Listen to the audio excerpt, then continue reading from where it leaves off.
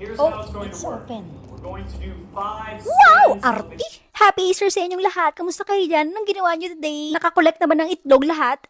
Arti! Bubulong lang tayo for today's video kasi tulog na ang asawa ko. Nagulat ako for today's video kasi hindi ko akalain na susurpresahin ako ng asawa ko. Pareho kaming katoliko pero hindi man kami nagsisimba. Nga pala hindi na rin pala ako katoliko ngayon. Pero naniniwala pa rin ako kay Lord at mas malalim na ang pagtitiwala ko sa Kanya. Oh no, I don't know how to open. We're all here on a very big day. I think we It's need a our knife. semifinals. Here's Oh, how it's going it's to work. open. We're going to do 5 spins of the cakewalk.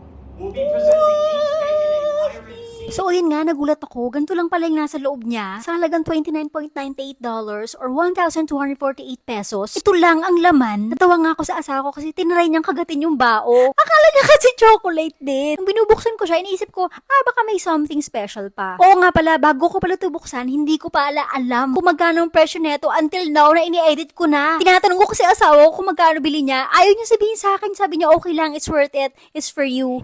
May tatlong ganito yung binili niya. Ibig sabihin, 3,000 mahigit to. Yay! Cakewalk. Chocolate. Okay, judges, coming around. Julie made a pirate hat.